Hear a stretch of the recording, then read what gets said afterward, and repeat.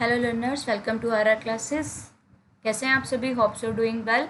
सो हम आज अपना पार्ट डिस्कस कर रहे हैं 5000 MCQs ऑफ कॉमर्स सीरीज का पार्ट नंबर 2।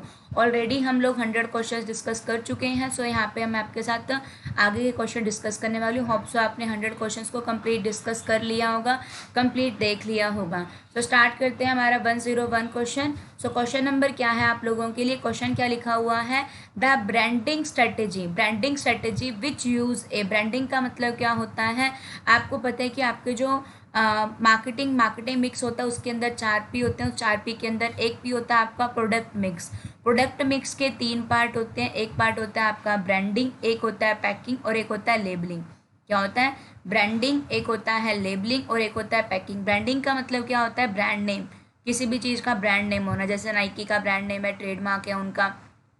तो जैसे कि बहुत सारी चीज़ों के अपने अपने ब्रांड नेम होते हैं। अनअकैडमी का ब्रांड नेम है, आप मुझे अनअकैडमी पे भी फॉलो कर सकते हैं। सो हर किसी का एक ब्रांड नेम और ब्रांड मार्क ट्रेडमार्क होता है। और लेबलिंग क्या होता है? डिस्क्रिप्शन जहाँ लिखी हुई होती है, सारी की सारी डिस्क्रिप्शन लिखी हुई होती है ना, वो क्या होती है? लेबलिंग होती है। और पैकिंग का मतलब क्या होता है? गुड्स की सेफ्टी के लिए हम लोग क्या करते हैं? गुड्स की अच्छे से पैकिंग करते हैं। So branding strategy which use a different brand name for each product. आप लोग क्या कर रहे हो? हर प्रोडक्ट के लिए अलग अलग ब्रांड नेम को चूज करो। It is called the individual branding. ये क्या कहलाता है? इंडिविजुअल ब्रांडिंग कहलाता है। तो ऑप्शन नंबर सी आपका करेक्ट हो जाएगा। So question number 102, the two factor theory was propounded by. जो टू फैक्टर थ्योरी है वो किन्होंने प्रपाउंड की है? आपको पता है ये टू फैक्टर थ्योरी किन्होंने प्रपाउंड किया? फ्रेडरिक हर्ट्जबर्ग ने करी है। उन्होंने इसको हम टू फैक्टर थ्योरी भी बोलते हैं या फिर हम इसको हाइजीन और मोटिवेशन थ्योरी भी बोलते हैं, क्योंकि हम यहाँ पे दो फैक्टर जो देखते हैं वो कौन से होते हैं? हाइजीन और मोटिवेशनल फैक्टर होते हैं। हाइजीन फैक्टर के अंदर क्या आती है? वर्किंग कंडीशंस आती है, लाइक अपने एम्प्लॉय को सेफ्टी देनी है और सेफ्टी मेजर्स को पूरा का पूरा अपनाना है। That are called the two factor theory. हर हाइजीन फैक्टर। मोटिवेशनल फैक्टर के अंदर उनको अलग पहचान देनी है, रिकॉग्नाइजेशन करनी है, उनकी एडवांसमेंट करनी है। That are the motivational factor. So ये फ्रेडरिक हर्ट्जबर्ग ने टू फैक्टर थ्योरी दी। अब्राहम मास्लो ने 5 नीड हायरार्की थ्योरी दी है। MC गरोजगर ने एक्स और वाई थ्योरी दी है, जिसमें एक्स थ्योरी में ये कहा गया कि एम्प्लॉयज लेजी होते हैं, वाई थ्योरी में ये कहा गया कि एम्प्लॉयज काम करना पसंद करते हैं। और एल्टन मायो है, उन्होंने क्या दिया? ह्यूमन रिलेशन अप्रोच दिया है। एल्टन मायो ने क्या दिया है? ह्यूमन रिलेशन अप्रोच के ऊपर फोकस किया है। सो ऑप्शन नंबर ए आप लोगों का क्या हो जाएगा? करेक्ट। ऑप्शन नंबर ए आप लोगों का करेक्ट हो जाएगा। That is the two factor theory propounded by the Frederick Herzberg. So option number A is your correct answer. So here is a question number 103. Match the following. आपने इनको match करना है। आपको पता ही है परफेक्ट कंपटीशन मार्केट कौन सी वाली होती है? जहाँ पे लार्ज नंबर ऑफ बायर होते हैं, लार्ज नंबर ऑफ सेलर होते हैं, फर्म प्राइस टेकर होती है, इंडस्ट्री प्राइस मेकर होती है, कोई सेलिंग कॉस्ट नहीं आती है, प्राइस का रहता है, सबका सेम रहता है। जो ईडी रहती है वो क्या रहती है? परफेक्टली इलास्टिक रहती है। तो ये परफेक्ट कंपटीशन के फीचर होते हैं। मार्केट डिमांड का मतलब क्या होता है? मार्केट डिमांड का मतलब क्या होता है? देखो, आपके पास आपकी प्रोडक्ट को खरीदने की डिज़ायर भी है, आप खरीदना चाहते हो, आपके पास पैसे भी हैं, यू हैव एबिलिटी टू पे, आपके पास पैसे भी हैं खरीदने के लिए, एंड आप लोग विलिंगनेस टू पे, मतलब कि आप लोगों की इच्छा भी है कि आप वो पैसे खर्च कर सकते हो। तो क्या बन जाती है? डिमांड बन जाती है। डिमांड 3 टाइप की डिमांड होती है। एक होती है इंडिविजुअल डिमांड, एक होती है मार्केट डिमांड और एक होती है एग्रीगेट डिमांड। इंडिविजुअल डिमांड का मतलब क्या होता है? किसी एक कमोडिटी को लेकर एक कंज्यूमर की क्या डिमांड है? किसी एक कमोडिटी को लेकर एक कंज्यूमर की क्या डिमांड है? That is called the individual demand. For example, Ram mango की कितनी डिमांड करता है? That is called the individual demand. Market demand क्या आता है? जितने भी कंज्यूमर हैं पूरी इकोनॉमी में, जितने भी कंज्यूमर हैं उनकी एक प्रोडक्ट को लेकर क्या डिमांड है। जैसे कि सभी लोगों की मैंगो को लेकर क्या डिमांड है? It is called the market demand. While aggregate demand का मतलब क्या होता है? सभी कंज्यूमर की सभी प्रोडक्ट को लेकर क्या डिमांड है? सभी कंज्यूमर की सभी प्रोडक्ट को लेकर क्या डिमांड है? It is called the aggregate demand. Okay, price elasticity क्या होता है? जब आप लोग किसके बीच में रिलेशन एस्टेब्लिश करते हो? प्राइस और क्वांटिटी डिमांडेड के बीच में, कि प्राइस में चेंज होने की वजह से क्वांटिटी डिमांडेड में क्या चेंज आया? It is called the price elasticity.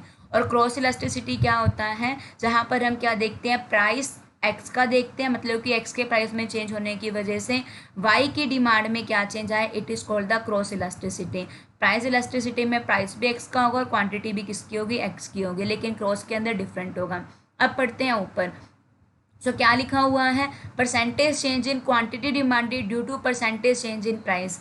Price और डिमांड का रिलेशन है और सेम ही गुड्स की है। सो ये हो जाएगा आपका प्राइस इलास्टिसिटी। ए आपका मैच हो जाएगा थर्ड से, तो आपका आंसर ये भी हो सकता है, ये भी हो सकता है। Percentage change in the demand to percentage change in price of some other commodity it is called the cross elasticity. B का हो जाएगा आप लोगों का 4। So the correct answer is option number A. Homogeneous product कहाँ पाए जाते हैं, परफेक्ट कॉम्पिटिशन मार्केट के अंदर पाए जाते हैं।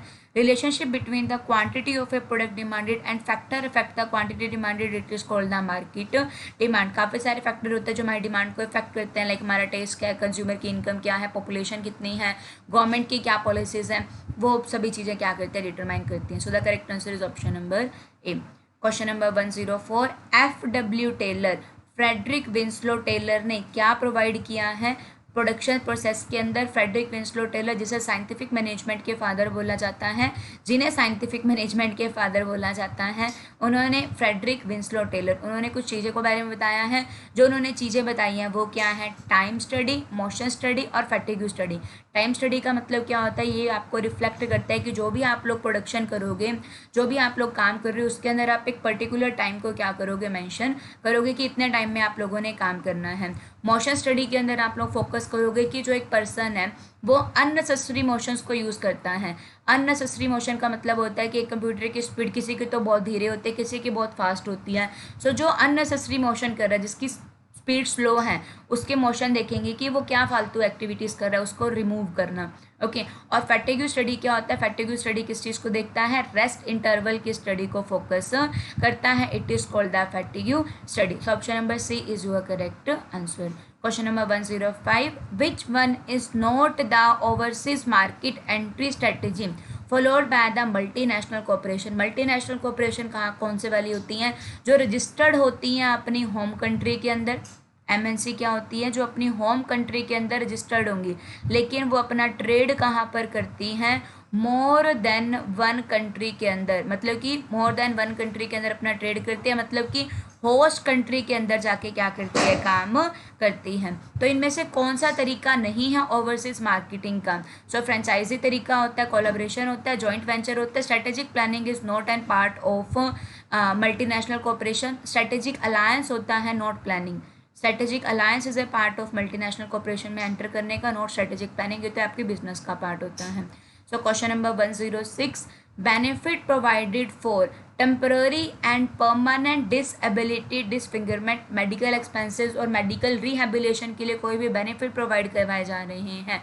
किसी पर्सन को कोई भी एक्सीडेंट हो गया उसका, या फिर उसको काम करते वक्त कोई चोट लगी जिससे वो डिसेबल हो गया, मेडिकल एक्सपेंसेस पे कर रहे हो, तो ये क्या होते हैं, फ्रिंज बेनिफिट होते हैं। फाइनेंशियल फ्रिंज बेनिफिट में क्या आता है, आप किसी को कार की फैसिलिटी दे रहे हो, मील की फैसिलिटी दे रहे हो, रेंट घर दे रहे हो, तो ये क्या होता है, फ्रिंज बेनिफिट होता है। फाइनेंशियल इंसेंटिव क्या होता है, आपने एक्स्ट्रा बोनस दे दिया, these are called the financial incentive. Gratuity दे दी, these are called the financial incentive.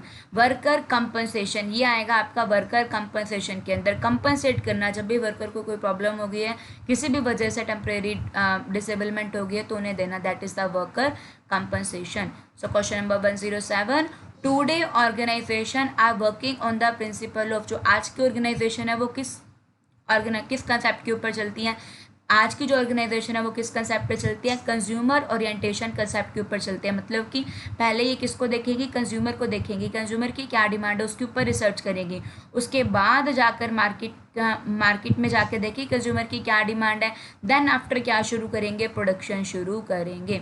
ठीक है, पहले क्या चलता था, प्रोडक्शन ओरिएंटेड चलता था। प्रोडक्शन ओरिएंटेड आपको ये कहता था कि पहले बना लो, उसके बाद मार्केट के अंदर जाकर बेचो। और ये कुछ आपके मार्केटिंग के कंसेप्ट भी हैं। तो मार्केटिंग के कंसेप्ट के पॉइंट ऑफ व्यू से अगर हम बात करें तो प्रोडक्शन ओरिएंटेशन कंसेप्ट क्या होता है, ये कहता है कि आप अपने प्रोडक्ट को क्या करो, ज़्यादा से ज़्यादा क्वांटिटी के अंदर बनाओ, प्रोडक्ट को ज़्यादा से ज़्यादा क्वांटिटी के अंदर बनाओ, गुड्स को क्या रखो, सस्ता रखो, चीप रखो, हर जगह पर क्या करवा दो, अवेलेबल करा दो, आपका प्रोडक्ट अपने आप ही बिक जाएगा। प्रोडक्ट कंसेप्ट क्या कहता है कि प्रोडक्ट की क्वालिटी को अच्छा करो, प्रोडक्ट की क्वालिटी को अगर आप अच्छा करोगे तो आपका माल अपने आप ही बिक जाएगा। सेलिंग कंसेप्ट क्या कहता है कि आप अच्छे सेल्समैन रखो तो आपका सेल्स क्या हो जाएगी, ज़्यादा हो जाएंगी। उसके बाद एक होता है आपका मार्केटिंग कंसेप्ट। मार्केटिंग कंसेप्ट क्या कहता है कि आप किसके ऊपर फोकस करो, कस्टमर सेटिस्फेक्शन के ऊपर फोकस करोगे तो आप अपना जो आपकी सेल होगी वो अपने आप ही ज़्यादा हो जाएगी। और एक आता है आप लोगों का सोशल मार्केटिंग कंसेप्ट, वो आपको कहता है कि आपने कंज्यूमर सेटिस्फेक्शन के साथ सोशल वेलफेयर के ऊपर भी फोकस करना है। So question number 108, identify the correct sequence of the control cycle. तो कंट्रोल साइकिल कैसे चलती हैं, ध्यान से सुनना, कंट्रोल साइकिल कैसे चलती हैं, क्या होगा पहले, फीडबैक, एक्शन, एक्शन या एडजस्टमेंट। तो देखिए पहले क्या लिया जाएगा, एक्शन लिया जाएगा। कोई भी एक पर्सन कोई भी काम कर रहा है, एक्शन लिया जाएगा, एक्शन के बाद उसको देखेंगे, फिर उसकी फीडबैक लेंगे, क्या उसको हमारा काम पसंद आ रहा है या फिर नहीं आ रहा, फिर उसको क्या करेंगे, इवेल्युएट करेंगे, अगर नहीं पसंद आ रहा तो फिर क्या करेंगे, एडजस्टमेंट करेंगे। सो ऑप्शन नंबर सी आप लोगों का क्या हो जाएगा, करेक्ट हो जाएगा, that is the action, feedback, evaluation and the adjustment. So hope so आपको ये क्वेश्चन अच्छे लगे होंगे, अच्छे लगे हो तो चैनल को लाइक कर देना, सब्सक्राइब कर देना, बेल आइकन को कर देना प्रेस, वीडियो को लाइक कर देना, अपने फ्रेंड्स के साथ शेयर जरूर करना। Thank you.